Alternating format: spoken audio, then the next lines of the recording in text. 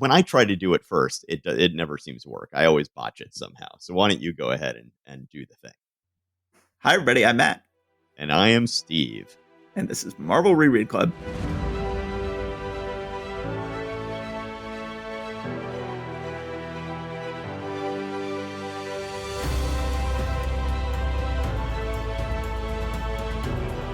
We are back. We are continuing September of 1964. Yes. We are about to meet a villain named Hawkeye, the Archer. Or I guess the marksman, what do they call him here? They called him the mystical marksman at the end of last issue. Not exactly very mystical. So this is Hawkeye. Let me just say right up front, I just have a general dislike of Archer comic book characters, period. Archer villains, Archer heroes. I just think that when you got people throwing around massive firepower, having a guy with a bow and arrow is an inherently lame thing, whether it's one of the heroes or one of the villains. So I always have a mark against Hawkeye. I think that Hawkeye works as a Marvel character to the extent that he is inserting himself into things. I think that Hawkeye will eventually work as a member of the Avengers because no one ever invites him to join the Avengers. He just shows up one day, ties up Jarvis the butler, insists on joining the group, and is always just sort of shoehorning himself in. I really dislike the Hawkeye in the MCU, which is not based on the Marvel Universe Hawkeye. It's based on the Ultimate Universe Hawkeye, as this guy with wife and kid who is this grimly serious government agent dude who was assigned to the Avengers because Nick Fury thought they needed a Archer on the team. Like, why on earth would they need an Archer on the team? Like, this is not a serious thing. There's never any good reason to have Hawkeye in the Avengers other than Hawkeye insisting to be on the Avengers. The Avengers deciding they needed to recruit Hawkeye to be on the team. It doesn't make any sense. It doesn't make sense in the Ultimates. It doesn't make sense in the MCU. It never makes sense. I was not a fan of Hawkeye's own series on Disney Plus. It was fine. Haley Steinfeld was great. Tony Dalton is always great. But I just don't like Jeremy Renner's performance. So I have major Hawkeye feels. I have major Hawkeye issues. I am coming to this character with a lot of baggage. And so we are now going to introduce into this podcast for the first time, Hawkeye. Yes. And I have to say, the Hawkeye TV show won me over. I wasn't quite sure what to think of it at first, but it won me over. It's going to be a new holiday go-to thing. Very much a Christmas movie. We just see 4 images of Hawkeye looking like he's in action all around a picture of Iron Man flying at us on the cover. And it promises down at the bottom, watch the sparks fly when handsome Hawkeye teams up with the Black Widow. Iron Man rescues a factory worker in Stark's factory here. It's really a nice splash page. It's, Heck is a lot of fun with Iron Man swooping in and rescuing this guy before a huge vat of molten slag can hit him. And I actually really like the rendering job he did on the cauldron or the crucible or whatever you would call it that's holding the molten metal in it. The texture that he made on that and sort of the chiaroscuro look is really nice. I like it. Happy then asks Iron Man, since he happens to be there, if Iron Man will ask Stark to talk Happy up to Pepper. Right? He wants to get a date with Pepper. Pepper isn't giving him the time of day. So maybe Iron Man can convince Stark to convince her to go out with Happy. Okay, seems like a little bit of a Rube Goldberg setup. Unless we just go with the idea that everybody knows that Stark is Iron Man. Which they seem to be going back and forth on. So Stark tries to do this, but the way he phrases it, Pepper misunderstands and she cuts him off halfway through and is like, yes, I'll go out on a date with you. And then Happy is even more depressed than usual about this because his boss and supposed friend just betrayed him on this here. Tony doesn't want to take her out anywhere too romantic. He's afraid of getting romantically involved with her, presumably because of his health stuff. So he just takes her to Coney Island, which honestly I think would be a fantastic date for that kind of thing. So while they're there, Hawkeye is there in sort of frontiersman buckskin clothing, doing his marksman tricks with his arrows. And people are not really that interested. Somebody says, what a crummy act. And says, come on, get the bum off the stage and bring on the dancing girls. But then meanwhile, one of the rides starts to malfunction. Tony has to ditch Pepper with a terrible excuse, then change into Iron Man and go save these people. So Iron Man does so. Everyone's like, oh, wow, Iron Man's so great. Clint Barton gets jealous of all the attention that Iron Man's getting. He's like, what's he got that I don't? I can do some stuff. He does a lot of inventing and a lot of engineering in order to come up not just with his costume, but with his trick arrows and all sorts of stuff like that. I say on the top of page 5, Heck is really doing a nice job with the look of the arrow tips of these high-tech arrow tips. They look really kind of cool, and they're kind of like the coolest I would ever see Hawkeye's arrow tips look. Like, usually they don't have these sort of Baroque stylings on them that they have here. I think they're promising a more fun character than we actually get. Well, I think that probably after he uses these first ones, he's like, man, do I want to have to make that sort of art every time? I mean, each time I shoot one of these, they're gone. A couple of things I'll point out about panel 3 on page 5.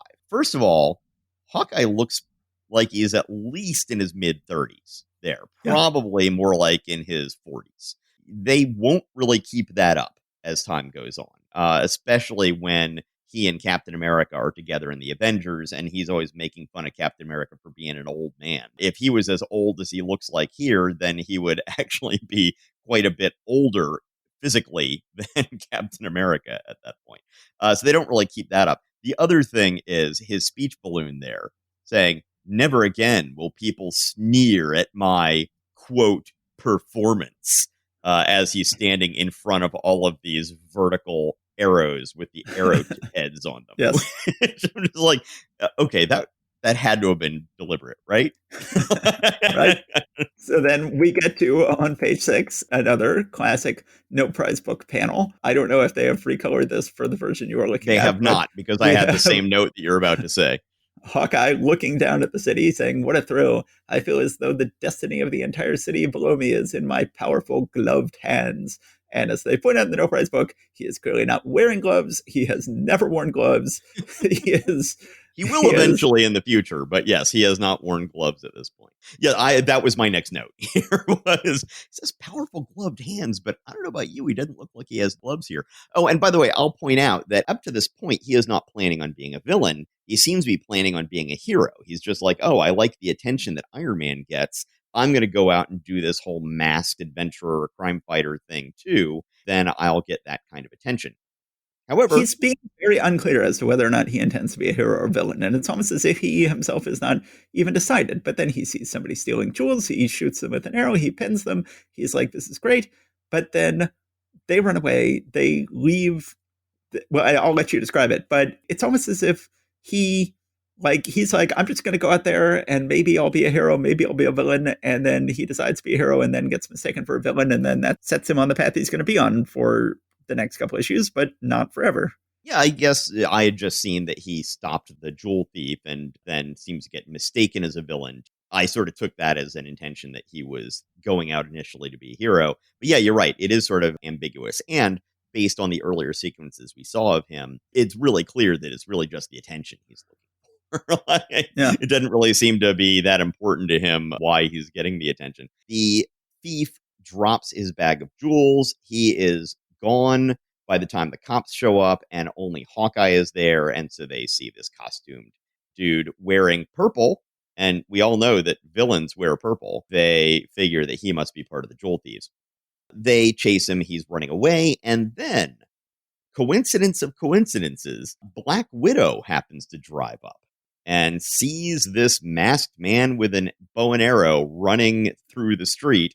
And she thinks to herself, that man, racing so swiftly, he might be what I'm looking for. Then she basically picks him up in her ride, and he is immediately smitten. And she's a bad guy, so therefore he will now be a bad guy because he wants to be close to her.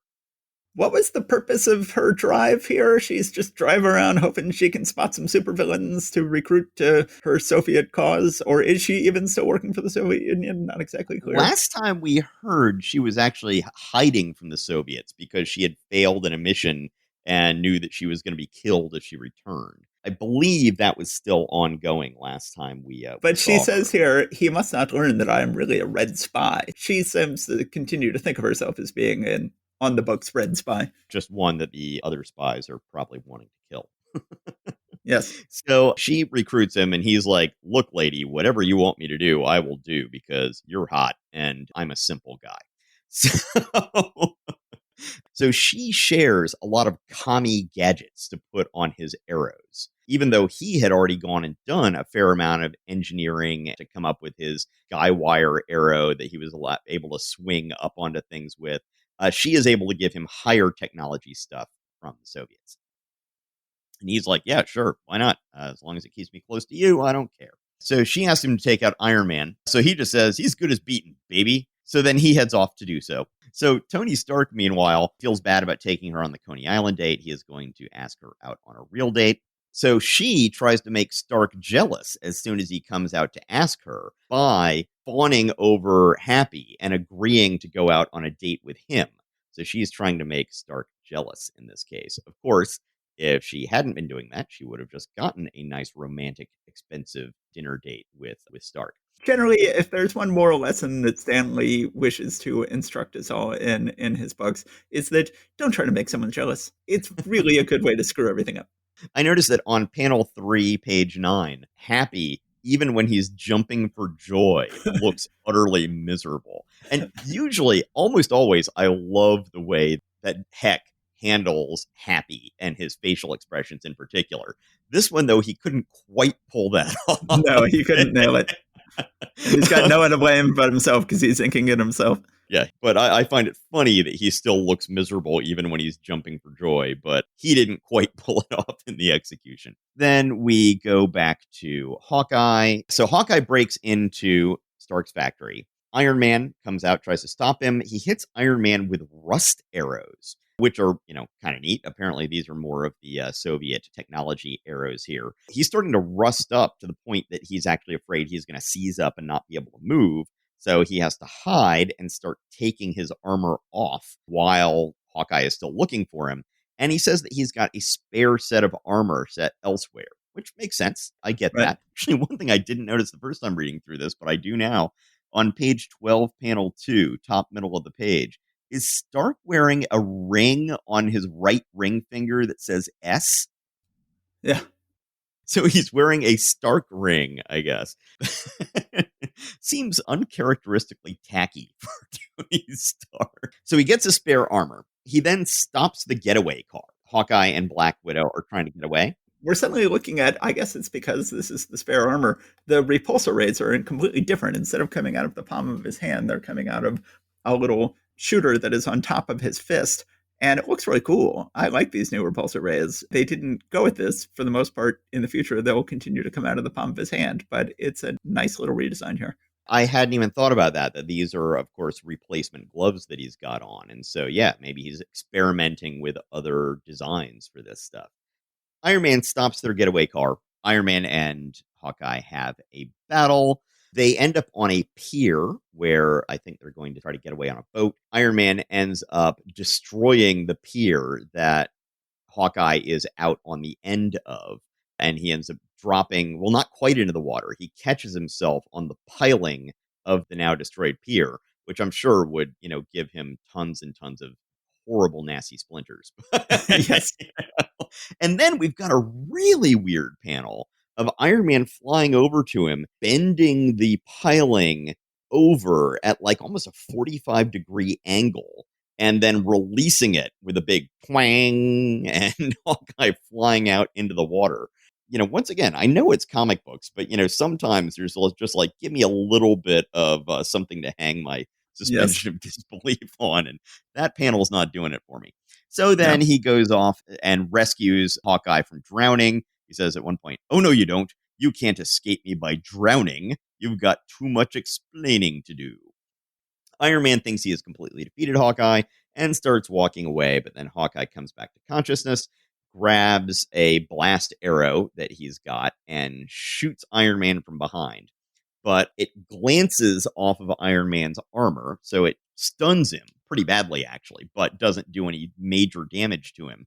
But the explosion also takes out Natasha, who was still nearby. So she is knocked unconscious. She says, "Hawkeye, save me," as she's being knocked unconscious. But somehow Iron Man comes out of this issue never having any idea that Black Widow had anything to do with this and not knowing that Black Widow was ever there, even though she is calling out Hawkeye, save me. Iron Man does not hear this. And I don't know why Lee or Heck felt it important to get through this whole issue without Iron Man being aware of the presence of Black Widow. That's how they do it. It didn't occur to them that he never actually sees her, but I don't know. Maybe they just wanted that to be a big reveal in a future issue where he realizes, hey, these two villains are working together, and they didn't want him to realize it then. Hawkeye and Black Widow get in a boat together and get off in the fog. And I think Heck, as penciler and inker, does a really nice job with the fog. And Yes. the top panel of the final page where Iron Man watches him go off in a boat, not only is it really effective fog, and you really feel like, oh, he really can't follow that boat. That is really thick fog. He would have a hard time chasing after them. But they almost, Heck is making it believable that he wouldn't be able to tell who was on that boat. The main reason he can't pursue them isn't just because of the fog, but because they are also really, really close to LaGuardia Airport. And so if he's trying to fly around to catch up with the boat, it's right where planes are landing, where you do that big approach over the water and then just sort of land right on the end of the runway that sticks out into the water. So he can't go flying to look for them, so he lets them go off. And we see a shot at the very end of the book that looks very much like something out of the Hulk TV show from back in the 80s, with him walking off forlornly in the distance on a beach. I kind of like Hawkeye, so I like the introduction of him here. I like the way that Heck handles him visually, particularly when he has his mask off. I think his face has a lot of character in this. Yeah, I agree. Heck has some good fun with some of the textures, whether it's this fog on the last page or that big slag bucket on the first page. It's a middling story, but it definitely has its high point. Obviously, this is a monumentous issue. This is Hawkeye will become one of the major Marvel characters from this point going forward. And they sort of seem to know right away. They're like, he'll serve some time as an Iron Man villain, but he's got bigger things in his future. And right away, they're leaving it unclear whether or not he ever really even intended to be a villain. They're setting him up to switch to be a hero later on. Like, they clearly know this is an introduction of a major character. You can tell from how prominently he is featured on the cover, and that they even teased his appearance in the last issue. They know they've got something here. And this will indeed be someone who will eventually get his own television series up in the modern day. This is someone who will go on to be a major character. And that's not inconceivable from the way he's introduced here. This story makes him seem like someone who could eventually become a hero, could eventually become a major character. Yeah, I'm not sure that I necessarily buy that they knew that this was a special kind of character that they were introducing, because they have that over-the-top kind of introduction for lots of lame characters. I mean, that's certainly true. For the introduction of the Beetle, oh, you've never seen a villain like this kind of thing. Well, yeah, we haven't. It's got 3 fingers and suction cups, but I mean, like Beetles do. Okay. I will quickly wrap up Tales of the Watcher here. So, Tales of the Watcher, the Watcher's power. We're once again going to have another deep dive into the various parameters that he has on himself to act. There is a military force of aliens coming to a particular solar system in order to do some conquest. They find the Watcher on one of the planets as the only creature on this one planet. So the leader of this group knows who the Watcher is. They recognize that his power is almost without limit. The leader says, "For this majestic being has sworn never to interfere in the affairs of others. He is bound only to observe and record cosmic events. Is that not so, Watcher?" And he says, "It is true. I have sworn never to interfere in the destiny of other races. I must never tamper with the natural working of fate." And they say, "Then we can attack and plunder planet T-37X without interference. Set up the Delta Ray cannon." They go to destroy this other world so they can strip mine it for materials, but then the Watcher turns them into negative beings, which is actually very similar to an early issue of Thor, and sends them off into space. They end up landing on this primitive volcanic world inhabited by savage metal beasts. And they're saying, "But why? Why did the Watcher punish us when he has sworn not to interfere in the destinies of others?"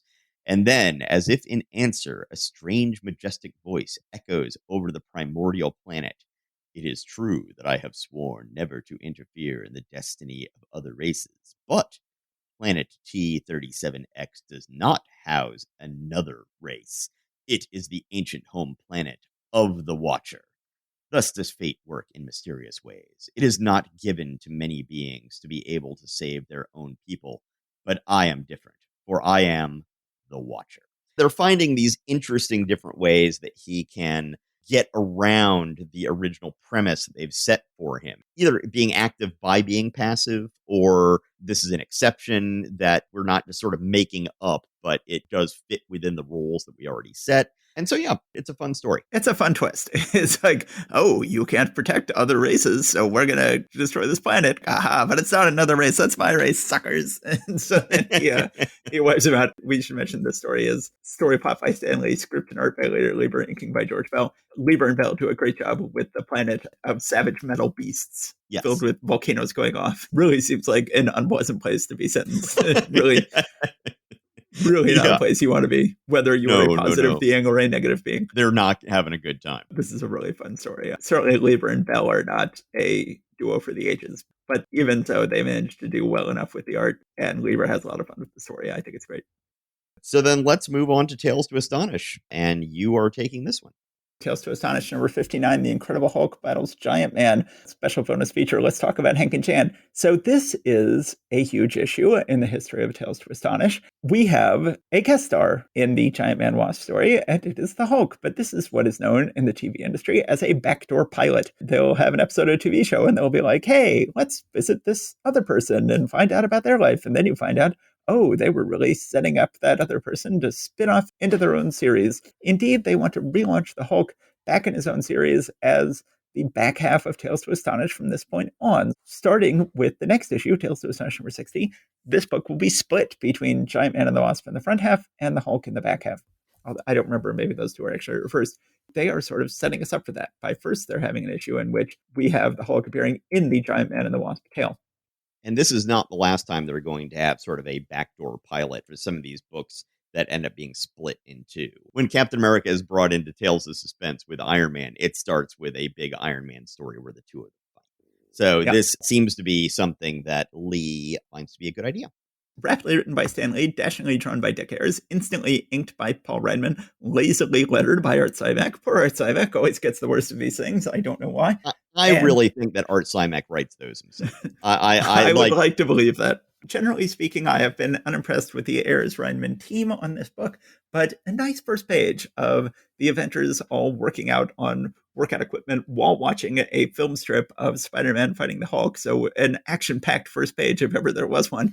Now, let me point out that the whole point of that battle between Spider-Man and the Hulk is that Green Goblin lured him out away from the cameras in order to try to waylay him. That's where Spider-Man fought the Hulk, out there away from the cameras. So how there is a newsreel of this fight, I'm not entirely sure. That is an excellent question. The Avengers head home. We see Giant Man continuing to watch the film strip of the Hulk and thinking like, I feel like I should track down the Hulk and really get him to join the team. We reiterate something from a previous issue that Giant Man can now shrink or grow just by thinking about it, but Jan cannot. And in fact, Jan can only shrink or grow when Giant Man thinks about it. Says, don't bother taking a growth capsule, honey. I'll think you back to normal size just as I do for myself. And she thinks, Henry J. Pym, I asked you not to do that. You're just showing off your new cybernetic mental size control, that's all. And they will also reiterate this in the backup feature that Hank now controls when Jan shrinks or grows and she has no control over it, which is just, of all the humiliations Jan has suffered in this book, feels like the most humiliating of all. They go home, wolf whistlers are wolf whistling at Jan. Giant Man then grows giant and hangs them up by long PJs that are on a clothesline. The Human Top happens to just see this out of his own window. It says, oh, I'm glad I spotted them. I'm going to follow along behind them. It turns out they are going out west to go try to track down the Hulk.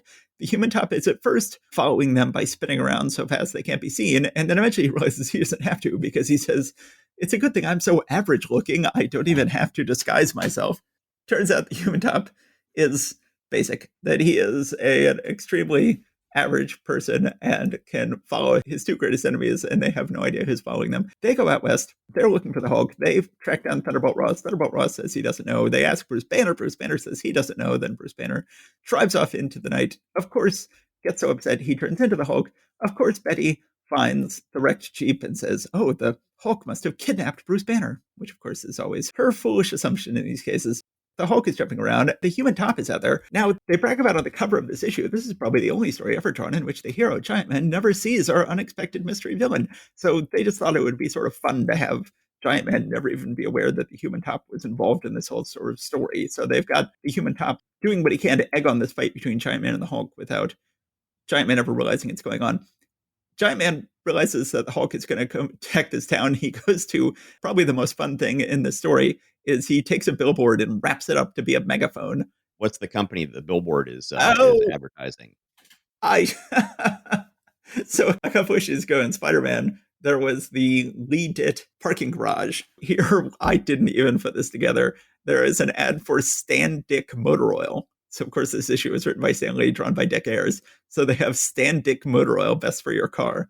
And he turns that into a megaphone and tells everyone to evacuate the town. Human Top is egging on the Hulk. The Hulk thinks there's nothing at all weird about a human tornado egging him on, and then stops spinning just long enough to go like, if you're looking for Giant Man, he's over there. And the Hulk's like, okay, giant spinning tornado, that's fine. And then the Human Top goes up to Thunderbolt Ross. And again, Thunderbolt Ross, not at all fazed by this. He comes up there, still spinning, says, I've come to warn you, the Hulk is in the town ahead of you. Thunderbolt Ross is like, the Hulk, are you certain, man? Spinning man? And he's like, yes, sir, the entire town's been evacuated. It's empty except for the Hulk. And Thunderbolt Ross, completely unfazed, says, if what you say is true, this is my one chance to stop that rampaging menace for good. Of course, Thunderbolt Ross tries to send a gigantic missile at the town. We have a bit where the Wasp is trying to defuse the missile, and a bit that is a nuclear warhead. A nuclear warhead is going to nuke the town. And we get a bit that is exactly like the Wasp origin story from the MCU, where she is attached to a missile and can't shrink down enough to pry it open. But in this case, she gives up, cybernetically tells Hank to deal with it. Hank says, I can't deal with it. I'll send the Hulk to deal with it.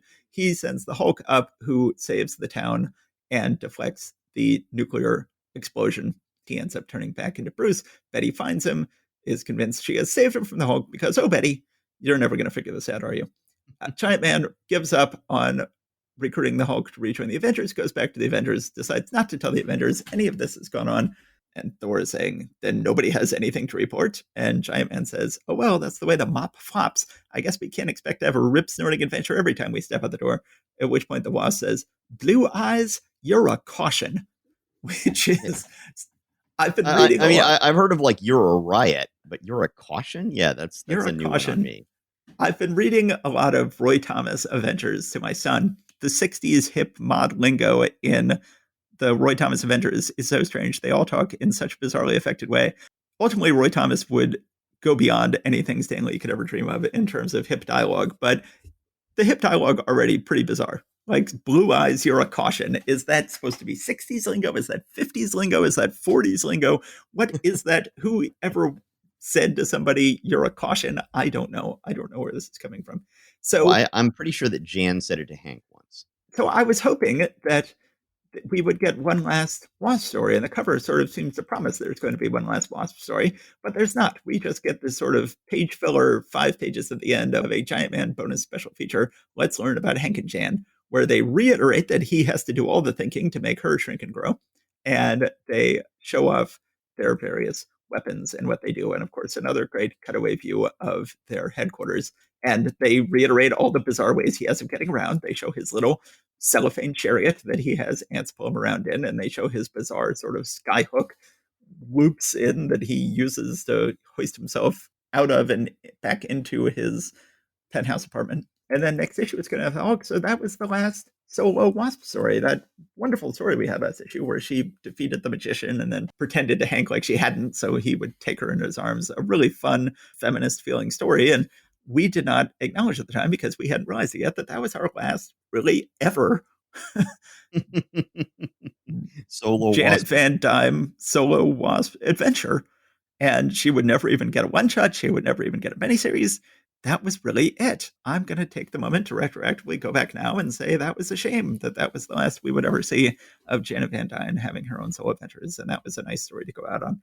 This is lame that we don't get a Wasp story in this issue. Generally speaking, I think this issue works just fine as a backdoor pilot for reintroducing the idea of solo Hulk stories. But the whole conceit of the story that he doesn't know the Human Top is egging everybody on is sort of a bizarre conceit that just seems to exists just to live up to the dare of the cover and doesn't actually serve the story in any way. I don't know why he can't have just realized all this was going on. Truly bizarre how neither the Hulk nor Thunderbolt Ross thinks there's anything weird about this spinning top man telling them things out in the middle of the desert. I think this is the first time we're introduced to the human top's ability to somehow, through his spinning, shoot out speed blasts, as he calls them. Yes. This is something that he will do much more when he becomes Whirlwind. He usually has this thing where he sticks his hands out and sort of moves them around in circles so much that it ends up creating, these kind of vortexes that can do stuff. But this is, I think, the first time that we have seen that. So, yeah, I think, once again, this is a good, as you said, a good introduction to bringing the Hulk back into his own book. And I'm looking forward to seeing that. Oh, next issue. And actually, one of the things I realized is when you were going through the All About Hank and Jan feature, that wasn't in the Marvel Unlimited version. Oh, really? It just That's ended strange. at page 19. It ended at page 19, except for one sort of in-house ad about the Hulk being in the next issue of Tales to Astonish. But yeah, they just got rid of it. Okay. Well, that's fun. It's no great tragedy that you didn't get to read that. We are going to move on to X-Men number 7, still in September of 1964. The cover promises us that the Blob will be returning, and it also shows the Brotherhood of Evil Mutants hanging out in the foreground there, since the heroes are in the background. Written with all the spellbinding skill of Stan Lee. Drawn with all the titanic talent of Jack Kirby. Inked with all the vibrant verve of Chick Stone. Lettered with all the words spelled right by Art Sinek. We begin this issue with an actual graduation ceremony for the X-Men. On the first page, we have X-Men, The Return of the Bob, and Artie Simek. He does his normal jagged lettering for the return of and then he gives the Bob his own little logo for the first time for the word Blob. I guess it's on the cover as well. I love Artie Simek's Blob logo with the blobby letters of Blob. Yes, it looks very blobby. We had been told in the previous issue of X-Men that they were now graduating, which seems like a very strange decision for the creators to make here, since it sort of gets rid of the entire conceit of the book. Yes. But then we're having an actual graduation ceremony here, and on the splash page, it looks for all the world like Professor X is standing up in front of the students for that photo. Yes, it does. Which is a little bit odd. Presumably, Jean was holding him up telekinetically, maybe? That's what I'm going to say. Yes. That's my version of it. So then Professor X lets everybody know, hey, you know what, guys? You're done. You don't need me anymore. I'm going to bounce. You're on your own. And I guess just like have my mansion. I'm not exactly sure how that's supposed to work. This does sort of explain why they are doing this graduation thing. There's this clear sense of like, okay, we made Professor X way too powerful. This book is tremendously unbalanced. What are we going to do about this? We have to have them graduate and then Professor X take off for greener pastures. And then they're going to keep going without him, and Scott is going to become leader. This sort of bizarre decision they made last issue to have them graduate so prematurely. One of many, many, many times that they try to come up with a way to write Professor X out of the book. Professor X is taking Scott into the west wing of the mansion. Scott thinks to himself, strange. This is the one section that had been off limits to us. And we get introduced to an early version of Cerebro. I think it's the first time they've called it Cerebro. We've seen something that is a proto-Cerebro, if not the same thing with just without a name yet. But this is the first time we get a name, and we see some of the weird mechanical workings of this thing. Professor X explains that it helps find where mutants are. Scott is taking this information that he is now supposed to be the leader of the X-Men and is being shown these secrets very, very seriously. All of the other X-Men are like, hey, we don't have school anymore. Let's just go out and have some fun.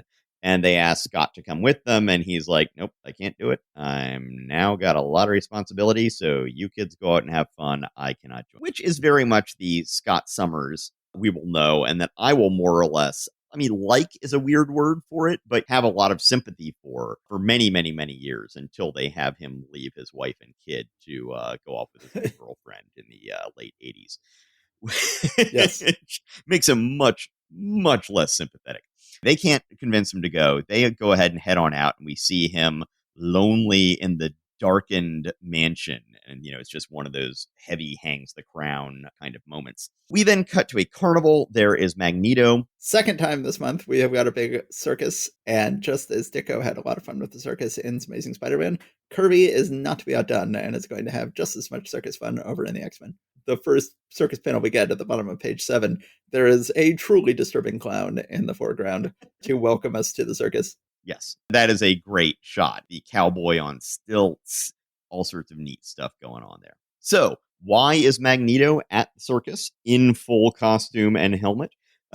It's because he has figured out that the Blob is there. He wants to recruit the Blob to the Brotherhood of Evil Mutants. We see some demonstrations of the Blob's powers. Magneto, that's right, so we still have this idea that Magneto has his own mental powers that have nothing to do with his entanglement with Professor X, an idea that will more or less go away over the years. Magneto uses his powerful mutant mind to begin to probe the Blob's brain. And Magneto thinks, strange, there's a mental block there. I cannot penetrate his mind. And if we remember right, Professor X has wiped his brain of information about the X-Men from last time. So once again, it was one of those, who's the good guy here? You just basically, how many people have you lobotomized so far at the end of an issue? He is one of them. Magneto is being annoyed by the boss of the carnival. Let's just say that. So Magneto traps him in a cage, and then he yells out, "Hey, Rube." We learned, I think, in the first Circus of Crime issue with the Hulk, that "Hey, Rube" was, for whatever reason, the old Carney call to come and protect one of their own. Yeah. Which is just a weird thing. But apparently they knew this, and so you're at a carnival or your circus, "Hey, Rube." All the carnies come by and they try to tackle Magneto. Magneto doesn't even need to do anything because Toad just bounces around and kicks all of them out of the way. Mastermind then makes these guys with the hammers think the hammers have turned into snakes and they freak out, and then that there are volcanoes showing up everywhere. I grew up with Bob as being a member of the Brotherhood of Evil Mutants. Right. I remember that the Bob was introduced in issue 3 and the Brotherhood of Mutants was introduced in issue 4, and I'd remember that he was instantly a member. I was surprised it took as long as it did, all the way up to issue 7 here for them to meet up, and then he's still not going for it. And indeed, at the end of this issue, he still won't go for it. Dude, this is your home, as Happy Gilmore would later say. This is where you belong, Bob. This is the Brotherhood of Evil Mutants, but he is not on board. So this fight with Magneto somehow triggers something in Blob's brain to where the mental block is removed, and he suddenly remembers the X-Men are his enemies. He says, okay, maybe I will join Magneto in order to go and fight the X-Men. So Cerebro is able to detect that the mental block has disappeared on the Blob. There is a special Blob part of Cerebro, although you say Cerebro, but in fact, poor Stan Lee, who desperately needs an editor on these books, has already forgotten the name of Cerebro. He calls it Cyberno. Wait, what? Where? Yeah. Oh, I'm sorry. No, that's already happened back on page 7. Cerebro was introduced on the bottom of page 5. 2 pages later, on page 7, the X-Men go out to party without Scott, and Scott sits at his desk, says, "Now to listen to the steady drone of Cyberno's voice, Cyberno." They fixed that here. It says Cerebro. Okay. Now that you say that, it does look like a slightly different weight of pen where it says Cerebro's voice. For newer listeners of this podcast, it may be a while before we've explained that when we read these books, I cannot stand computer coloring, so I am reading scans of the original comics. I am not attempting to steal anybody's value. I pay for a monthly Marvel Unlimited subscription like anybody else does. I am making sure that I am supporting creators with as much money as I possibly can. However, I myself can't stand to read those books. So I am reading versions that I have obtained off the internet, which have the original pages. So occasionally this will run into discrepancies where Steve is reading the Marvel Unlimited versions, and occasionally there will be mistakes that I will spot in the original issue that have then been fixed. In rare occasions, we will find something where something happened to the page before it was scanned in for a computer viewing, and so there's an error on mine that isn't in his. So that's why I didn't know what the heck you were talking about. Yes. So then we get one of my favorite sequences of early X-Men. Yes, this is delightful. Yeah, Bobby and Hank have gone to a Greenwich Village coffee shop, and it is just beatnik, beatnik times 1,000 in here. And you've got guys with the goatees and the sunglasses playing their saxophone, and they're like looks like a bassoon and a guitar, and you have a woman doing what looks like modern dance while a guy's reading beat poetry and stuff. And there's just so much stuff going on in there that's so fun. Well, he's reading beat poetry, but the woman who is hanging out with Hank says, "Do you like the Zen poetry Bernard is reading, big boy?" The bee says, "Poetry? I assumed he was checking a housewife's shopping list aloud." And she says, "He is. That's what makes him a genius." And we had other people going, "Go, cat, go." As with any time Kirby shows the counterculture, it's always, on the one hand, like, okay, clearly this is a curmudgeony old guy who grew up during the Depression and never got to go to college, had his college education on the front lines of fighting Hitler. And on the one hand, your first instinct when you read this stuff to go like, oh, Kirby has contempt for these crazy young kids. But it's not contempt. Kirby always has an affection in these things. It's always a complete othering. It's always like, this is not me. This is not Jack Kirby. Kirby seems like he is alienated by these modern, hip, crazy kids that he portrays. But there's always an affection there whenever Kirby tries to show us what the counterculture is up to. So then the Beast finally decides he can't stand to have shoes on and takes off his shoes and socks to allow his giant feet to be free. The freaks love this. They're like, "Don't move, stranger. I've got to make a sketch of those feet. They should be immortalized on canvas. Wait till Bernard sees them. He'll write a new poem immediately. This can start a whole new cult. We'll call ourselves the Barefoot Beats." And then they all lift him up on their shoulders and parade him around the cafe. Clearly supposed to be the Cafe Wa in Greenwich Village. Of course, this is right around the time that Bob Dylan's newfound fame had sort of brought new attention to these Greenwich Village coffee houses. Whenever Bobby is interacting with women, we're always like, will this later be contradicted by Bobby turning out to be gay? And the answer is often no. And here we have the girl, the only person who Bobby shows an interest in is the waitress Zelda, who is wearing jeans, a button-up shirt, and is the very tomboyish waitress. Eventually, he and Hank will end up double dating with Zelda and another woman named Vera, and they'll go out on a number of double dates. You can make your own decision as to whether or not Bobby's relationship with Zelda here is convincing. This is the best counter argument you're going to get, is right here. Knowing that he eventually turns out to be gay, I have no problem at all with what happens in this issue. I'm like, yep, he turns out to be gay. I'm fine with that. So Warren shows up to come get them because they're needing to fight the Blob and the other bad guys. Apparently, whenever they left the mansion, they had to sign out and say where they were going to be. So that's how Warren was able to find them in the days before cell phones. He comes and gets them. Meanwhile, the Barefoot Beats are drawing a face on the bottom of Hank's foot. Oh, good, I've got an excuse to go. And bounces around the room, come outside, and then leaps into the back of Warren's convertible in a nice little sequence. I get the feeling that Jack wishes he could have gone to college. Jack wishes he could have gotten to hang out, because Jack is an artist. He's one of the great artists of all time. You get this sort of wistfulness here of like, gee, it would have been kind of nice to hang out in Greenwich Village with a bunch of beatniks and, live the countercultural life. And I think there was already a little bit of a sense here that the counterculture was into Marvel Comics and was starting to idolize Stan and Jack and Steve. And, oh, I never got to live that life. There's these kids who are idolizing me now, and, I'm idolizing them. I wish I could have gotten to do that. There is this real affection here for these crazy beatniks.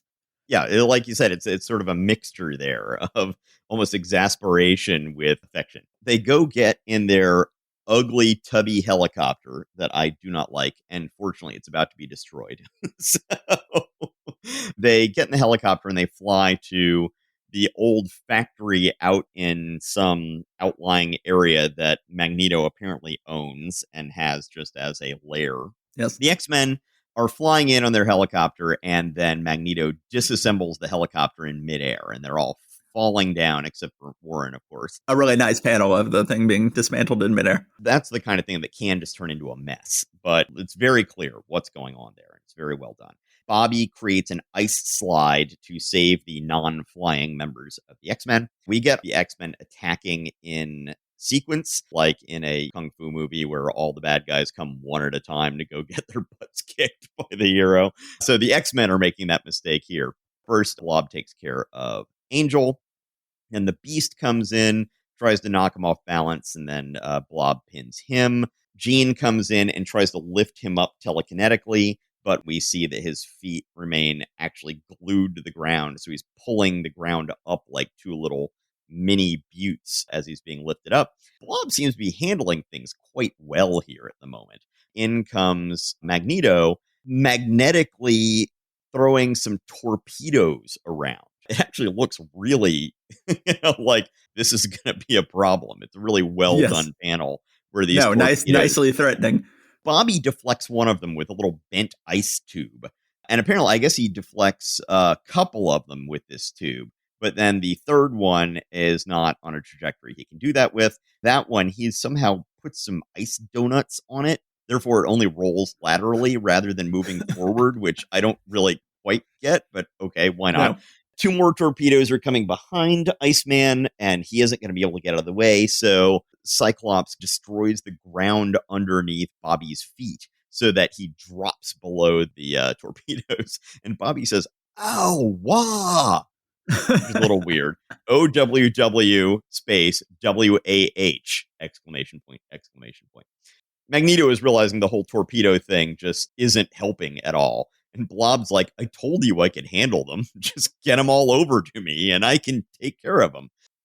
Hank throws some mud in his face, and then while he is off balance, is able to kick him and actually knock him over for the first time. But then Magneto, meanwhile, is using these torpedoes, so it's like a little spinning torpedo barrier just orbiting him here, which is a little bit odd. He tries to shoot Warren in the air with multiple torpedoes, but Warren's like, "I'm used to the danger room. I mean, Professor X is trying to kill me all the time. This is not anything for me." But then he flies too close to the ground, and Pietro is able to go ahead and knock him for a loop.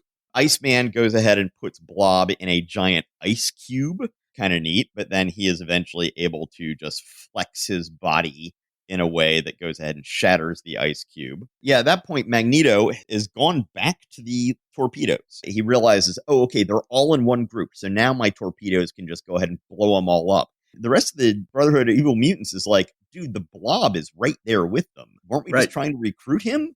Magneto doesn't care. So he shoots these torpedoes, and they hit the Blob, and the Blob actually shields the X-Men from the blast.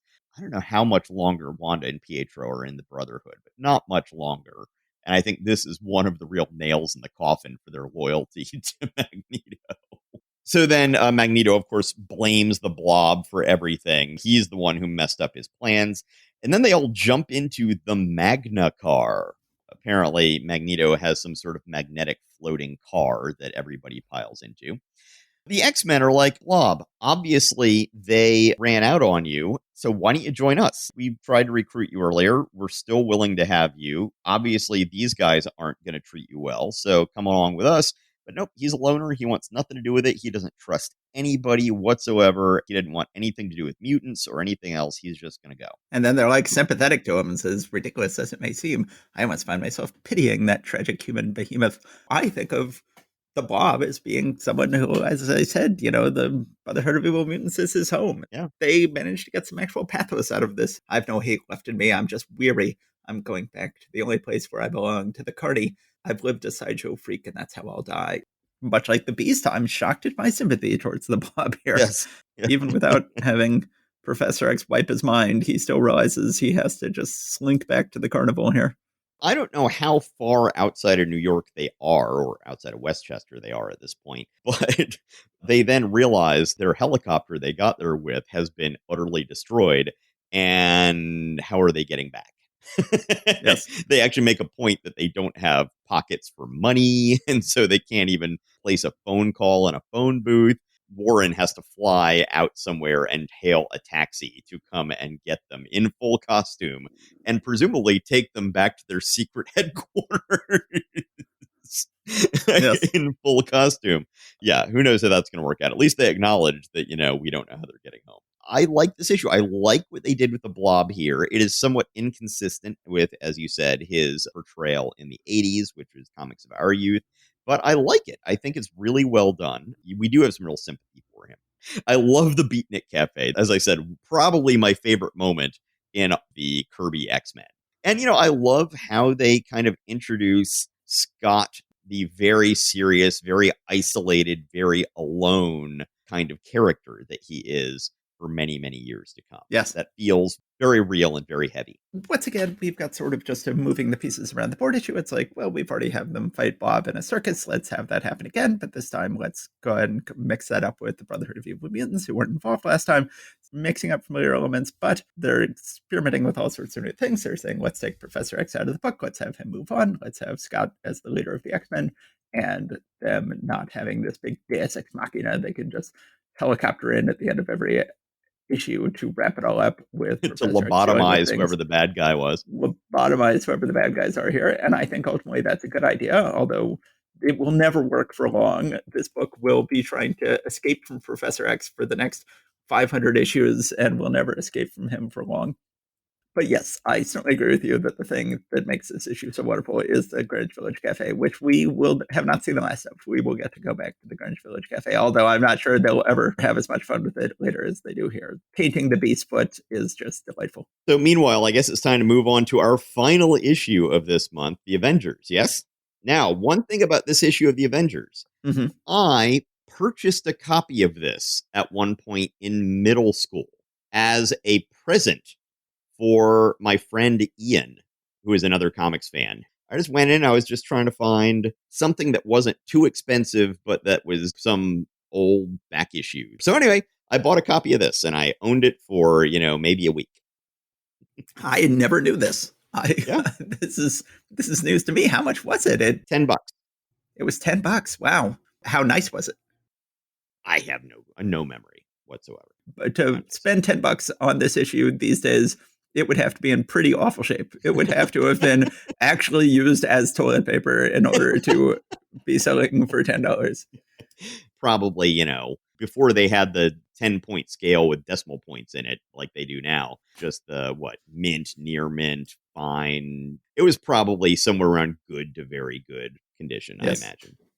That's awesome. Yeah. Okay, we're reading The Avengers number 8, Kang the Conqueror. This is Kang, destined to rank as one of the most unique villains of all time, and wait till you learn his surprising identity. So this is true. Kang would go on to be one of the all-time great villains. They are currently building up to Avengers number 5 in the MCU, which is going to star Kang. It's going to be called the Kang Dynasty. As with the introduction of Green Goblin a couple issues ago in Spider-Man, this is, in fact, a fairly underwhelming issue. This is a fairly underwhelming introduction. His character does not seem, on the inside of this book, to live up to the hype he has on the cover of being one of the all-time great villains. Let me give my perspective on that. I think that he comes across better here than in some of his later appearances in the Avengers, in that Stan Lee seems to think of another time as being no different from another location.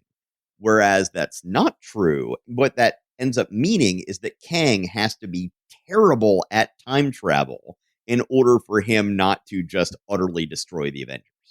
Right? Yes. He has to not really understand the power of his power, or else if he did, he would just be unstoppable. In the future, that I think is going to end up becoming a problem for him.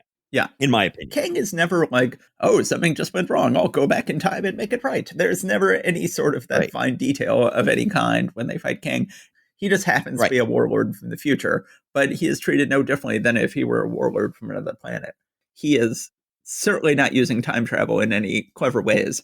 Let's go ahead and jump into the issue here. Written by Stan Lee, our answer to Victor Hugo. Illustrated by Jack Kirby, our answer to Rembrandt. Inked by Dick Ayers, our answer to automation.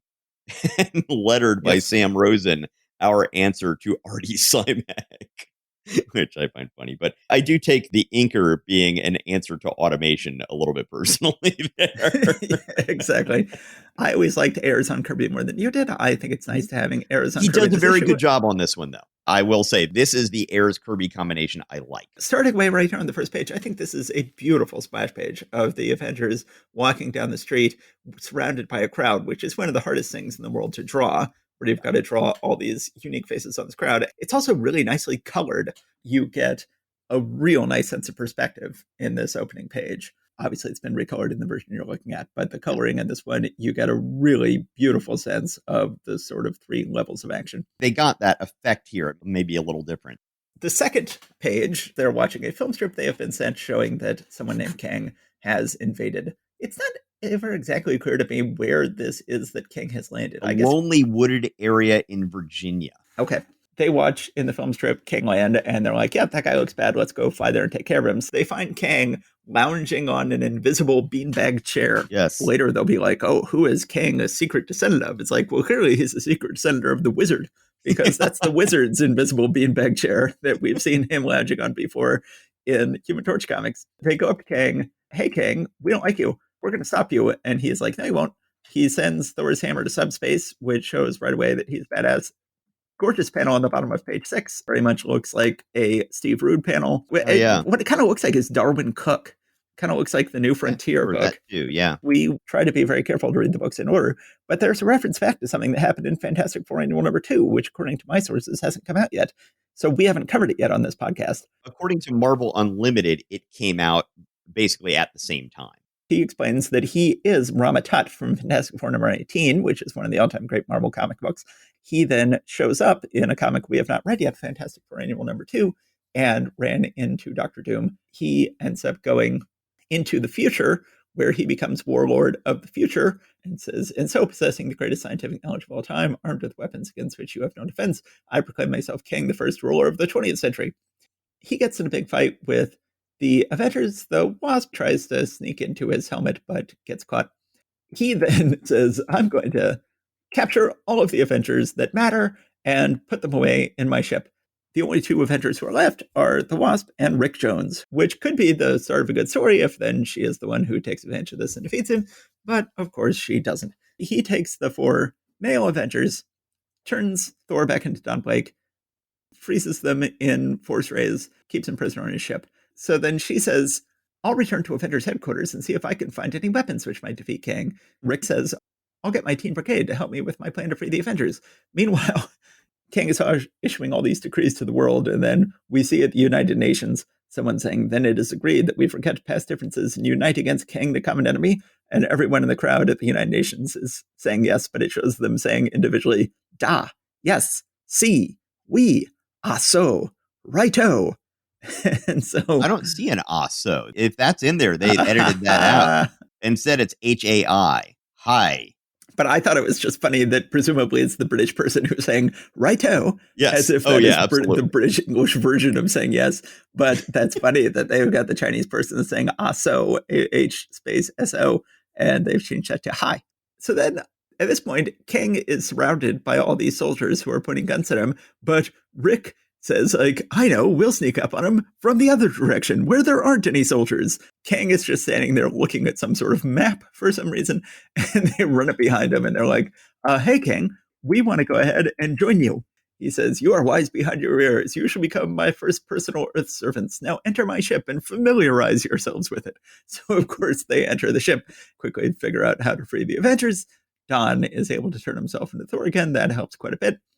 The Wasp, meanwhile, has gone back to find a weapon, just going through Giant Man stuff. Heaven forbid she come up with her own weapon or come up with any sort of clever thing. And of course, when she finds a weapon, she is full size. She finds the weapon. All she needs to do is get herself back out to Virginia full size. But no, she insists on flying in small form and take a bunch of ants along to fly the weapon, which is, of course, always utterly ridiculous. You always picture an actual gun, how many flying ants it would take to lift an actual gun. Yeah, I mean, and now in this case, it is a little bit like, how is she going to transport herself from New York down to Virginia in the next little bit? So, somehow flying without having to go to an airport or something like that makes sense. Of course, later when the Avengers end up getting the Quinjet, that will make all this stuff much, much easier. Meanwhile, the Avengers are fighting Kang. Jan shows up with a gun, gives it to Hank. Heaven forbid she got to fire it herself. He then shoots a big acid canister at Kang. It was a special acid-based solvent which will rot and decay any fabric, any type of wiring or insulation. Kang's suit is becoming all pitted. It will be useless to him. That's pretty badass, shooting him with a big acid canister. But then Kang is able to go ahead and release a bunch of radiation, enough that he can get away. He escapes into time and he disappears. Stan Lee is, of course, known for his poetic flourishes at the ends of these issues, so he then goes more extreme than he has ever gone before. Captain America says, he knows if he returns, the Avengers will be waiting. The Avengers all just stand there looking impressive while Stan Lee says, the Avengers will be waiting. Thus has it ever been. Thus will it ever be. So long as mankind is in jeopardy, so long as the mother planet Earth may be menaced, so long as the forces of evil dare to challenge justice, the Avengers will stand, ready to fight, to sacrifice, to perish, if need be, so that liberty and hope shall ever live in the hearts of men. So it's like, okay, that's a lot. That's really going far with this, but it's like the Avengers will be waiting. Thus has it ever been. It's like, dude, this is issue number 8. You can't remember a time when there were no Avengers? I don't know if this bothers me any more than the verbose ending to the Doctor Strange story. That one bothered me more because there was a fantastic visual that it was distracting from. This seems appropriate to the image that Kirby has given. But yes. I mean, yes, it is over the top. I'm not saying that it isn't. I'm just saying that between the two of them, I think I'm a little bit more ticked off by the one in Doctor Strange. No, I would agree. But can we be done with the Teen Brigade? Like, the Teen Brigade saving the day is pretty silly. Of course, Rick now has to go back and rejoin the Hulk book now that the Hulk book is starting up over in Tales to Astonish. I don't remember how much longer Rick continues to hang out with the Avengers. I don't remember if there's any overlap, but I think we may, sadly, which is to say, not sadly at all, seeing the end of the Teen Brigade saving the day in the Avengers. I think that there is a little bit of overlap where we're sort of like, wait a minute, wasn't Rick just in New Mexico? How is he in New York? Obviously, a huge issue. They're promising this will be a major historic character. Indeed, it is true. He is about to star in a movie that will presumably make $1 billion. He has already been introduced in the Loki TV show. Do you have any final thoughts on this issue of Avengers? I find Kang's mask more believable in this issue than I ever do ever again. It's interesting because in the Avengers Earth Minus Heroes cartoon, he just has a blue face. In this issue, you can actually see under the mask a little bit. Yeah. Like, no, this is a normal looking dude with a blue mask, which Kirby sells a little more than other artists will. Yeah. I always have a problem with characters where, like, the mask goes right up to their lips and then they're moving, but, like, Scorpion is one of the ones that I'm really have a problem with on that. Yeah, and Kang is more so than that. I find his mask more believable in this one than I do in others. Yeah, it's nice to get this character introduced. Yes, he'll be a major character, but as I said, it usually turns out that in order for him not to just wipe the floor with anyone in the 20th century, they have to make him very bad at time travel. And also, I remember in stuff in the 80s, we would see Kang going back to his own time, and it was just this post-apocalyptic hellscape. It's just sort of like, oh, so if this guy wasn't just incompetent at time travel, this is what would be happening to Earth. Just sort of a depressing sort of thing to me in certain cases. As we get into more King stories, Ravonna will be introduced, which adds a tragic element to his character, which adds a lot. Right now, he's not very different from Zarko the Tomorrow Man, the Thor villain. We've seen Thor vote quite a few times, and every time we've met him before, we're like, why don't they just go ahead and do King? Indeed, now that we meet King, he's not that different from Zarko, but eventually he will get a lot of interest in Ravonna, and he will get a nice tragic dimension to his character. Ultimately, the best use of King they get is the Council of Kangs and this idea of all of these potential variants, which then became a natural way for Loki to be the show that introduced Kang, because the idea of people trying to eliminate variants was an idea that was sort of introduced as a Kang idea back in the 80s. But this is a perfectly fine issue, and let's talk about the great tragedy of this issue, which is that it is Kirby's final issue. Something had to give. Kirby's been drawing a lot of books recently. He had to give one up, and he tragically decides to give up The Avengers, a book that really needed him. And we are about to embark on 32 painful issues of Don Heck. And it is amazing that the Avengers ever survived it. We've got just 8 gorgeous issues of Kirby that are going to have to sustain us here for 32 interminable Heck issues before we finally get the god among men, John Buscema, on the book, doing amazing work starting with issue 41. So let's just take a minute to acknowledge what a wonderful one Kirby has had on this book and the horrible tragedy we are about to have of 32 issues in the wilderness. I know I am often the improbable Heck defender around here, but we are starting to enter the period where I don't really have much I can say in defense of his art. And part of it is that he is not going to be inking himself much going forward. He generally does not come across well when he's not inking himself.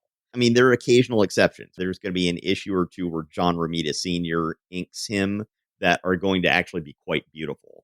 I think Wally Wood inks him at one point here going in the near future. That was fine. It wasn't as good as I thought it was going to be. One way or the other, even though I am usually a defender of Heck, you're going to find me defending Heck less and less going forward here. And Avengers is one of the main reasons why. So once again, thank you everybody out there in podcast land for listening. We always appreciate any ratings or reviews you can give us on Apple Podcasts or Spotify or wherever you download us. Please do so. We like to hear from you. Thank you very much. And as I usually say, stay safe out there. Indeed. Thanks, guys. Bye. Thank you for listening to Marvel Reread Club. Please subscribe and rate us wherever you found us. Go to secretsofstory.com and click on Marvel Reread Club in the sidebar to find notes and join the discussion about this episode. See you next time.